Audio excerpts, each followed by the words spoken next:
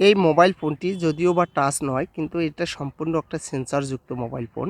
তো এই ধরনের মোবাইল ফোনগুলোর যদি কোনো ধরনের ছোট্ট একটি পার্টসও নষ্ট হয়ে যায়, সেক্ষেত্রে কোনো টেকনিশিয়ান আছে যে খুলতেই হিমশিম খেয়ে যায়। তো কিভাবে হিমশিম খায় সেটা আমি দেখাচ্ছি। এই যে দেখুন, আমি ফোনটিকে খুলে নিচ্ছি। নেওয়ার পরে হিট দিয়ে এই ব্যাক সেলটাকে খুলে নিতে হবে। যদিও বা সামনের দিকে দেখুন ফোনটা একদম একটু পুড়ে গেছে বা নষ্ট হয়ে গেছে ব্যাক সেলটা।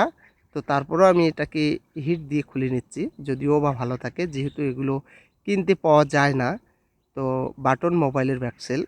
তো আমি এটাকে খুললাম, খোলার পরে এখন স্ক্রুগুলো প্রত্যেকটা স্ক্রুও আমি খুলে নেব। একটা একটা করে সবগুলো স্ক্রু খুলে নিতে হবে। আমি স্ক্রুগুলো খোলার পরে যে কেসিংটা আছে এই কেসিংটাকে রিমুভ করে নেব। তো আমি সবগুলো স্ক্রু খুলে নিলাম, যদিও বা অনেকগুলো স্ক্রু। তারপরে যে কেসিংটা আছে, শুধু পেছনের কেসিংটা, এটাকে আমি খুলে নিচ্ছি। তো একটু চাপ দিয়ে খুলতে হবে, যেহেতু পোড়ায় গিয়ে মানে হিট লেগে কেসিংটা টোপলা হয়ে গেছে, অর্থাৎ জড়ো হয়ে গেছে। এই যে দেখুন, আমি এটাকে খুলে নিলাম।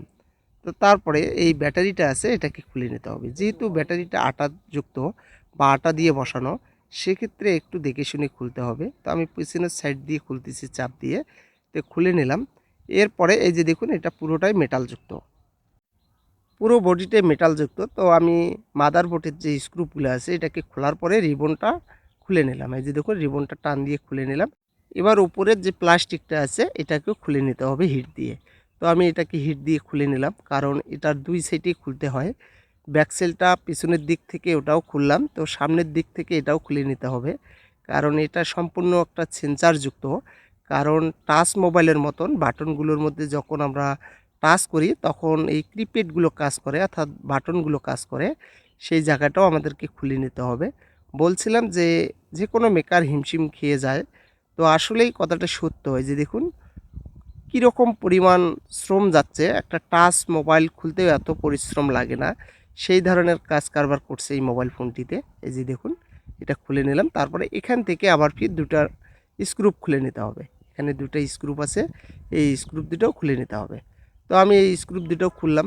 এই যে দেখুন, খোলার পরে এখন এই যে মেটাল যে বডিটা আছে এটাকে খুলে নিতে হবে। এই যে দেখুন, এই মোবাইল ফোনের 3টা পার্টে খোলা লাগলো। তারপরে এই যে দেখুন, নিচের দিক থেকে মিউজিক বোর্ডটা এই যে আমরা এখানে করলাম। এখানে নিচে আছে মাইক্রোফোনটা, এই যে মাইক্রোফোনটা আছে এখানে, সেই মাইক্রোফোনটা আমাদেরকে খুলে নিতে হবে। যেহেতু এই ফোনের মাইক্রোফোনটা নষ্ট, সেক্ষেত্রে এই মাইক্রোফোনটা আমাকে খুলে নিতে হবে। আয়রন এর ওপরে ধরে আমি আস্তে করে হিট দিয়ে এটাকে খুলে নিচ্ছি। যে দেখুন, আমি খুলে নিলাম এটা খুলে নিলাম। যেহেতু এটা ফিক্স মাইক্রোফোন ছিল, ঢালাই, একদম ঢালাই করা ছিল। আমি দুটো তারওয়ালা মাইক্রোফোন লাগাবো ওখানে, যেহেতু যে জায়গার থেকে খুললাম ওখানে লাগালে হয়তো বা উঁচু হয়ে থাকবে তার দুটোর কারণে।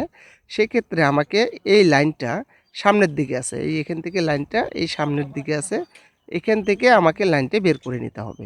ডাইন পাশেরটা হচ্ছে পজিটিভ লাইন আর বাম পাশেরটা হচ্ছে নেগেটিভ লাইন। তো পজিটিভ লাইনটা আমি লাগিয়ে নিলাম এখানে। তারপরে নেগেটিভ যে লাইনটা আছে এই লাইনটা ওই পাশে লাগিয়ে নিতে হবে। তো আমি লাগিয়ে নিচ্ছি এখানে, আয়রন দিয়ে এখানে লাগিয়ে নিচ্ছি। তো লাগিয়ে নিলাম। এরপরে যেখান থেকে মাইক্রোফোনটা খুলেছিলাম ওখানে একটু হালকা টেপ মারতে হবে। টেপ মারলে হবে কি, নেগেটিভ পজিটিভ হবে না। এই যে দেখুন, টেপ দিয়ে নিলাম। এরপরে যে মাইক্রোফোনটা লাগালাম এখানে বসিয়ে নিতে হবে। তো বসিয়ে নিলাম। তো কাজটা শেষ এখানকার। তো এখন আবারও এই বডিটার মধ্যে মিউজিক বোর্ডটা বসাইতে হবে।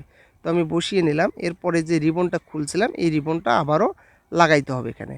তো ভেতর দিয়ে আমি ঢুকিয়ে নিলাম। তারপরে রিবনটা সুন্দরভাবে এখানে বসাইতে হবে। তো আমি বসিয়ে নিচ্ছি এখানে। যে কাজটা শেষ, লাগিয়ে নিলাম। এরপরে ঠিকঠাকভাবে এখানে বসাইতে হবে, মেটাল বডিটার মধ্যে ঠিকঠাকভাবে বসাইতে হবে।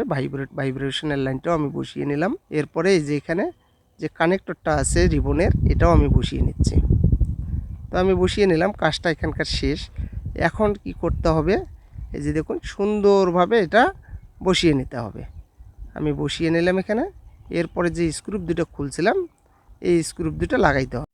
স্ক্রুপটা আমি লাগিয়ে নিলাম। এরপরে এই যে দেখুন, এফএম রেডিওর যে এন্টিনাটা আছে এটাও ঠিকঠাকভাবে বসালাম। এরপরে কেসিংটা আমি লাগাবো এখানে, যে বডিটা খুলছিলাম এই বডিটাও লাগাইতে হবে। তো তার আগে আমি উপরের যে প্লাস্টিকটা আছে এটা আমি লাগিয়ে নিলাম, এরপরে পিছনের যে কেসিংটা আছে এটা বসাইতে হবে। তো তার আগে এই যে দেখুন, আমি মাদারবোর্ড থেকে যে স্ক্রু দুটো খুলেছিলাম এই স্ক্রু দুটো ঠিকঠাকভাবে লাগাইতে হবে এখানে। তারপরে ব্যাটারিটা সেট করতে হবে যেন বসে যায়, তারপরে আমি কেসিংটা বসিয়ে নিলাম। তো এখানকার কাজটা শেষ। এখন এখন আমরা দেখব যে সেন্সরগুলো ঠিকঠাকভাবে কাজ করে কিনা। তো আমি আটাগুলো পরিষ্কার করে নিলাম। এই যে দেখুন, সেন্সর মানে ক্রিপেড, মানে বাটনগুলো ঠিকঠাকভাবে কাজ করে কিনা। এই যে দেখুন কাজ করতেছে, এটা টাচ নয় সেন্সরযুক্ত। তো এটা হয়ে গেছে। এরপরে স্ক্রুপগুলো আবারও লাগাইতে হবে।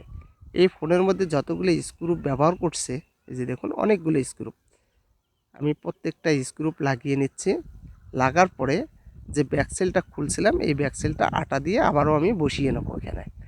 তো আমি স্ক্রুপগুলো লাগিয়ে নিলাম, স্ক্রুপ লাগানো শেষ।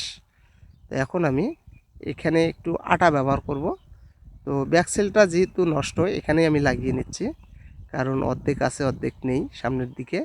তো আমি এটার মধ্যেই লাগিয়ে নিলাম, তারপরে এখানে বসাইতে হবে। তো বসিয়ে নিলাম আমি, কাজটা শেষ। এবার আমি চেক করে দেখব সব কিছু ঠিকঠাক আছে কিনা, কাজ করে কিনা। যে কাজ করতেছে ওকে হয়ে গেছে, সম্পূর্ণ বাটন কাজ করতেছে। এটা একটা সেন্সর বাটন।